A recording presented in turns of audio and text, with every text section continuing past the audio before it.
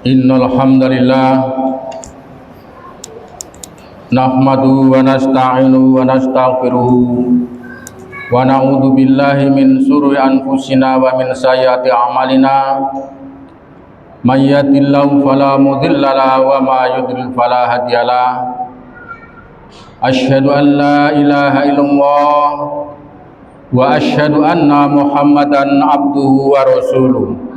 Allahumma sholli wa sallim ala Muhammad wa ala alihi wa ashabi ajma'in, amma ba'du. Qala Allahu ta'ala fil Qur'anil azim, a'udzu billahi minasy syaithanir rajim. Bismillahirrahmanirrahim. Ya ayyuhalladzina amanu taqullaha haqqa tuqatih wala tamutunna illa wa antum muslimun. Ya ayyuhalladzina amanu taqullaha wal tanzur nafsum ma qaddamat lighad wattaqullaha innallaha khabirum bima ta'malun. Qala wa ta'ala idzan ya ayyuhalladzina amanu qu anfusakum wa ahlikum naron wa qutuhan nasu wal hijaratu 'alaiha malaikatun ghiladun syidatun la ya'suna Allaha ma amarahum wa yaf'alu ma yu'marun. Shadaqallahul azim. Para hadirin sidang Jumat yang dimuliakan oleh Allah, marilah kesempatan pada siang hari ini kita bersyukur kepada Allah atas nikmat yang diberikan oleh Allah, nikmat yang paling besar yang harus kita pertahankan, yaitu nikmat iman dan Islam. Karena nikmat inilah yang akan menentukan nasib kita di akhirat kelak. Apakah masuk surga atau neraka tergantung iman dan Islam kita. Nikmat yang lain sehat, alhamdulillah Allah Subhanahu wa taala memberikan sehat sehingga kita bisa melaksanakan kewajiban dalam keadaan sempurna. Marilah kita bersyukur kepadanya dengan menjalankan kewajiban-kewajiban yang telah diperintahkan oleh Allah dan Rasul-Nya. Salawat dan salam kami sampaikan kepada Nabi kita Muhammad sallallahu alaihi wasallam, karena beliaulah yang telah diberi mandat, yang diberi tugas oleh Allah untuk membimbing umat manusia ke jalan Shiratal Mustaqim agar selamat dunia dan akhirat. Para hadirin sidang Jumat yang dimuliakan oleh Allah, kesempatan pada siang hari ini saya ingin mengajak terutama kepada diri saya sendiri dan para hadirin dalam majelis yang mulia ini. Marilah kita selalu meningkatkan iman kita. Janganlah kita merasa cukup, jangan kita merasa bangga, jangan kita merasa puas hanya menjadi orang yang beriman. Seperti yang disampaikan oleh Allah dalam Al-Quran dan setiap khotib mengingatkan, ya ayyuhalladzina amanu taqullaha haqqa tuqatih wa la tamutunna illa wa antum muslimun. Wahai orang-orang yang beriman, bertakwalah kamu kepada Allah dengan sebenar-benar takwa, dan janganlah kalian meninggalkan dunia ini, wala tamutunna, jangan mati dulu, illa wa antum muslimun, kecuali kamu sudah pasrah, tunduk, taat pada aturan Allah Subhanahu wa taala. Di ayat yang kedua, wahai orang-orang yang beriman, bertakwalah kamu kepada Allah, dan dalam tiap-tiap jiwa itu memperhatikan amalan apa yang sudah kita lakukan untuk hari yang akan datang. Hari yang akan datang apa? Yaitu hari akhirat. Sudahkah kita persiapkan diri kita? Amalan apa yang sudah kita lakukan untuk hari yang akan datang? Wattaqwa, dan bertakwalah kamu kepada Allah. Innallaha khabirum bima ta'malun. Sesungguhnya Allah Maha mengetahui apa yang kamu lakukan. Inilah peringatan-peringatan Allah khusus orang yang beriman kepada Allah Subhanahu wa taala. Para hadirin sidang Jumat yang dimuliakan oleh Allah Subhanahu wa taala. Rasulullah sallallahu alaihi wasallam tugas yang paling utama yaitu mendidik umat manusia, yaitu dengan akhlakul karimah. Sehingga Rasulullah sallallahu alaihi wasallam memberikan jaminan orang yang paling baik akhlaknya, yang paling baik budi pekertinya, yang paling baik perilakunya, maka akan dekat di yaumul kiamat bersama Rasulullah sallallahu alaihi wasallam. Seperti sabdanya,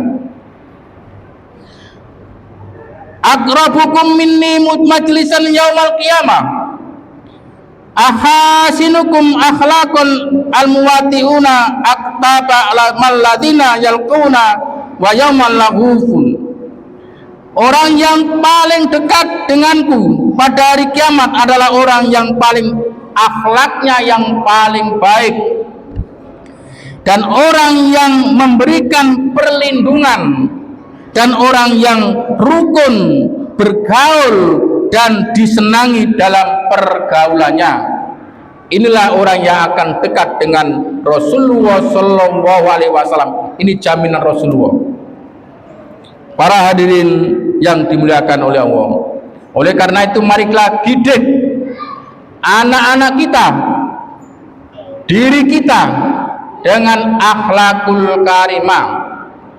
Kalau akhlaknya sudah baik, insya Allah ibadahnya akan baik. Karena akhlak adalah merupakan pancaran iman seseorang.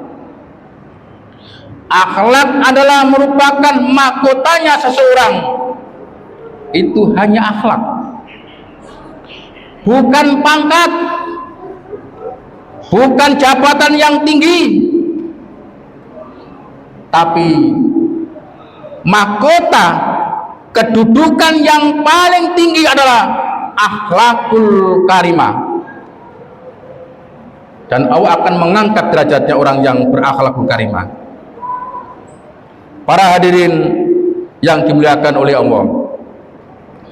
Oleh karena itu Allah Subhanahu wa taala mengingatkan terhadap diri kita dan keluarga kita agar terhindar, terjaga daripada siksa api neraka. Seperti dalam Al-Quran surah Al-Tahrim ayat 6. Ya ayyuhalladzina amanu, wahai orang-orang yang beriman, qu anfusakum, jagalah dirimu. Sebelum kita mengingatkan anak-anak kita, sebelum kita mengingatkan keluarga kita, maka diri kita harus kita perbaiki. Dengan apa yang kita lakukan, insya Allah kita akan menjadi contoh solidaritas yang baik pada keluarga kita. Jangan sampai kita mengingatkan anak-anak kita, mengingatkan keluarga kita, tetapi perbuatan kita tidak sesuai dengan apa yang kita sampaikan kepada keluarga kita. Ini kunci daripada keberhasilan membentuk keluarga yang sesuai dengan Al-Quran dan Sunnah Rasulullah SAW. Masalah pendidikan sudah diatur dalam Al-Quran. Bagaimana cara mendidik anak yang berhasil? Tidak usah pakai teori yang terlalu jelimet. Teorinya ada dalam Al-Quran surat Luqman. Bagaimana cara mendidik anak agar berhasil? Tidak usah pakai ini, pakai itu. Cukup Al-Quran, kembali kepada Al-Quran. Di dalam Al-Quran, para hadirin yang berbahagia, nasihat Luqman, bagaimana nasihat Luqman kepada anaknya? Ya bunayya, mesti ada kalimat ya bunayya, wahai anakku. Di dalam surat Luqman itu ada 8 karakter cara mendidik anak. Nanti bisa dibuka surat Luqman. Yang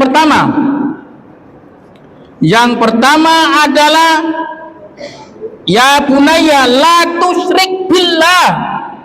Jangan kamu menyekutukan wahai anakku.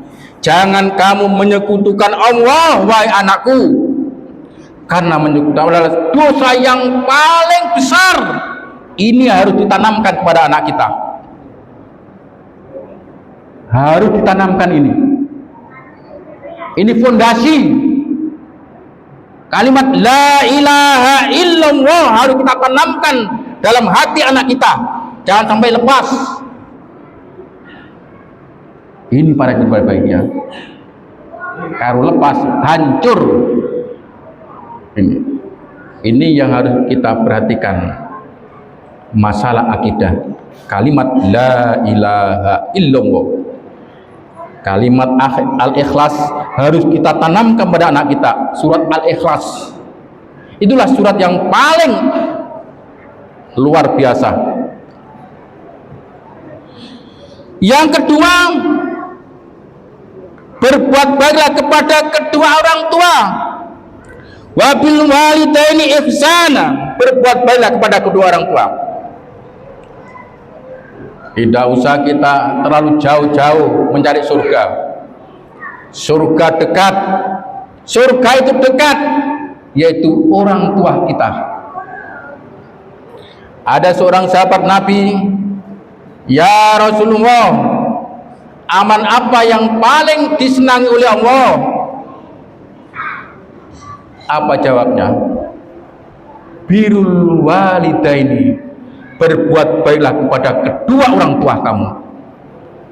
Kan kalau ingin kita berhasil apa yang kita cita-citakan, terutama anak-anak yang masa pendidikan, kalau kalian ingin berhasil apa yang kamu cita-citakan, maka taati kepada kedua orang tua. Apapun yang diperintahkan oleh orang tua kamu, sami'na wa ata'na, ikuti. Insya Allah kamu akan berhasil. Kemudian yang ketiga, yaitu dirikanlah sholat. Dirikanlah sholat. Seperti dalam Al-Quran, Allah Subhanahu wa Ta'ala berfirman, surat Luqman, ya bunayya aqimis sholat. Perintah. Wahai anakku, dirikanlah sholat. Anakku, dirikanlah sholat. Orang tua diberi wewenang, diberi tugas untuk mengajak anak kita umur 7 tahun, diajak sholat. Ayo nak sholat ke masjid. Tapi orang tua juga harus ikut, harus memberikan contoh. Tak kala anak itu umur 10 tahun malas, enggan untuk melaksanakan sholat, enggan, ogah-ogahan, kata Rasulullah, fadribu, pukul anak itu. Tapi jangan pukul dengan ini. Ada anak yang cukup dibentak saja sudah. Ada yang dipukul dengan, kalau kamu tidak mau sholat berjamaah, tidak akan saya berikan full sah, tidak akan HP-mu akan saya rampas. Itu merupakan pukulan. Kalau ndablek lagi, baru tangan disediakan menjalin. Dan itu harus didiskusikan sama anak kita.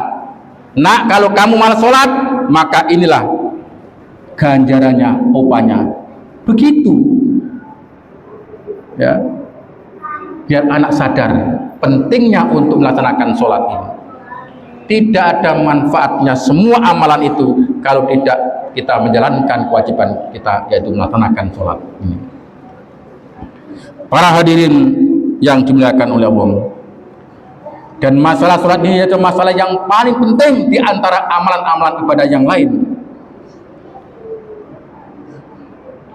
Rukun Islam yang paling berat, yang 5 ini, cuma 1 yang paling berat, sholat. apalagi sholat tepat pada waktunya. Di antara amalan yang paling disukai oleh Allah adalah sholat tepat pada waktunya. Inilah amalan yang paling disukai oleh Allah Subhanahu wa taala, sholat tepat pada waktunya. Oleh karena itu kita harus menjaga sholat kita. Seorang bapak tidak semestinya sholat di rumah kecuali sholat sunnah. Sholat wajib maka sholatnya tempatnya adalah di masjid, sholat wajibnya bukan di rumah, kecuali ada syar'i yang membenarkan, sakit apa dan sebagainya. Karena apa? Ada seorang sahabat Nabi yang sudah tua minta keringanan agar sholat di rumah. Ya Rasulullah, saya sudah tua ya Rasulullah, rumah saya jauh, terhalang oleh kebun-kebun rumah penduduk.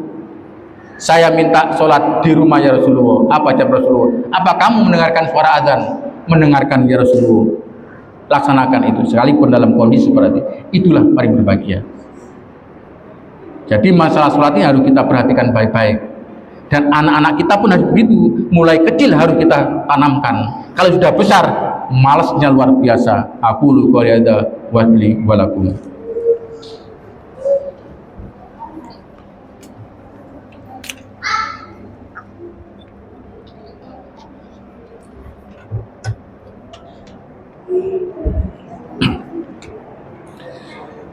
Alhamdulillah,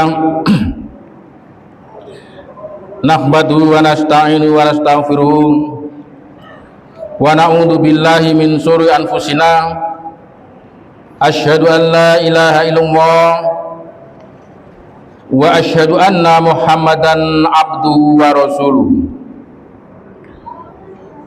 Para hadirin sidang Jumat yang dimuliakan oleh Allah, kemudian selanjutnya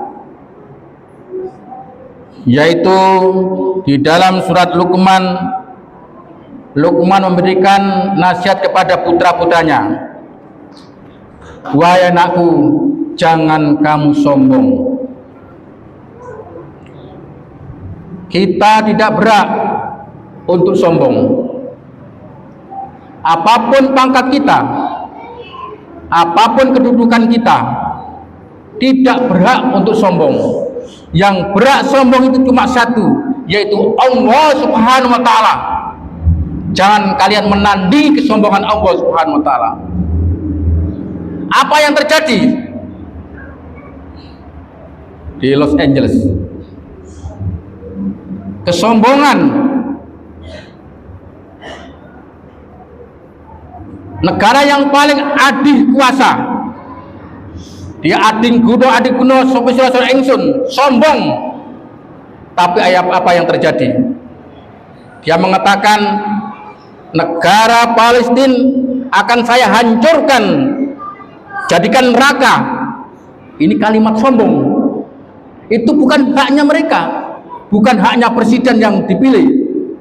Itu miliknya Allah Subhanahu wa taala. Itu haknya Allah Subhanahu wa taala.